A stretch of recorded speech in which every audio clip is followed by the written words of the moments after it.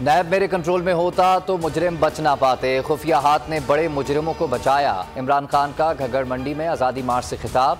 पाकिस्तान का मैच जीत चुके, कहा कि इस्लामाबाद में बैठे लोगों के पास कुछ नहीं, इनकी कापें टांग रही हैं, पसीने आ रहे हैं। कोई ये सोचे भी नहीं कि हकीकी आज़ादी तहरीक इस्लामाबाद पहुँच कर ख़त्म हो जाएगी। अब मंजिल पर पहुँच कर ही दम लेंगे।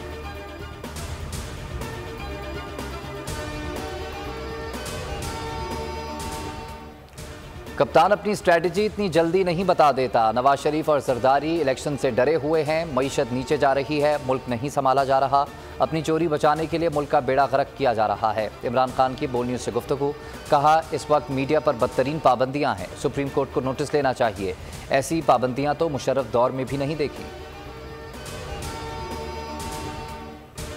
हकीकी आज़ादी मार्च छठे दिन घग्गर मंडी पहुंचकर इख्तिताम पजीर। 7वें रोज़ काफिला वजीराबाद पहुंचेगा। इमरान खान खिताब करेंगे। इमरान खान ने ट्वीट में कहा कि जीटी रोड का जो हाल देख रहा हूं, इसके बाद कोई इबाम नहीं रहा। घग्गर मंडी में हकीकी आज़ादी मार्च का शानदार इस्तकबाल किया गया। पिंडी और इस्लामाबाद में अवामी इज्तिमा के तमाम रिकॉर्ड्स टूट जाएंगे। अपनी मर्जी से चलेंगे, आपकी नहीं, आपको थका थका कर मारेंगे। इलेक्शन की तारीख लेने के बाद मार्च को इलेक्शन मुहिम में तब्दील कर देंगे। फवाद चौधरी का दो टोक ऐलान, कहा नून लीग और पीपल्स पार्टी की सियासत खत्म हो रही है। इनके पास अरबों रुपए कहां से आए कोई पूछने वाला नहीं। ओवरसीज़ पाकिस्तानियों ने इनका एवेंट फील्ड में रहना मुश्किल कर दिया है। इसे फरोख्त करके नया महल खरीदने पर गौर किया जा रहा है।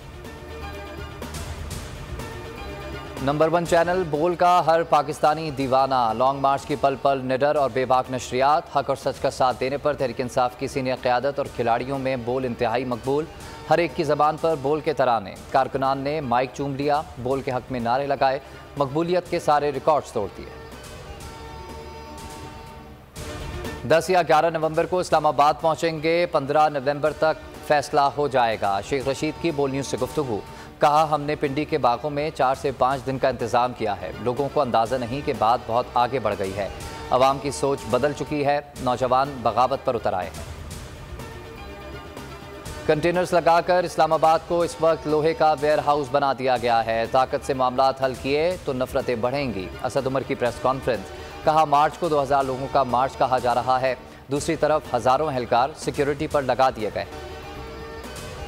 कभी धमकियां, कभी इल्ज़ामात और कभी इल्तिजाएं। राना सनाउल्लाह हकीकी आज़ादी मार्च से परेशान, कहते हैं कि इमरान खान बैठें, बात करें, सियासी हल से ही मुल्क आगे बढ़ेगा। वज़ीर दाखिला ने दावा किया कि इस वक्त कोई लॉन्ग मार्च नहीं है। मार्च बुरी तरह नाकाम हो गया है। अवाम इनके साथ नहीं है। हकीकी आज़ादी मार्च हुकूमत के सर पर सवार। वफाक की तलबी पर सिंध रेंजर्स के दस्ते इस्लामाबाद पहुँच गए। एहलकारों को पुराने रेड जोन के दाखिली रास्तों पर तैनात कर दिया गया। सिंध पुलिस के 2000 एहलकार पहले से इस्लामाबाद में मौजूद हैं।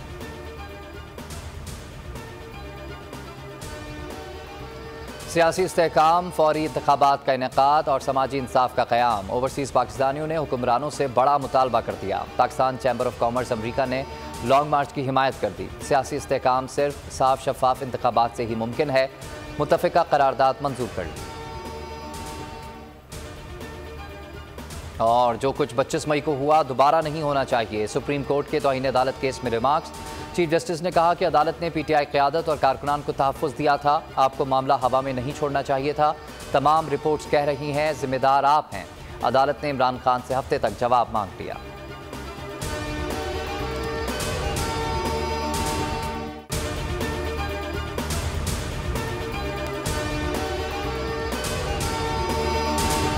पीटीआई का हकीकी आज़ादी मार्च सिर्फ बोल दिखा रहा है। 24 घंटे हकीकी आज़ादी मार्च, सबसे ज्यादा रील्स और सबसे ज्यादा रेटिंग्स के साथ बोल रहा नंबर 1। सब्सक्राइब करें और बेल दबाएं ताकि कोई खबर रह न जाए।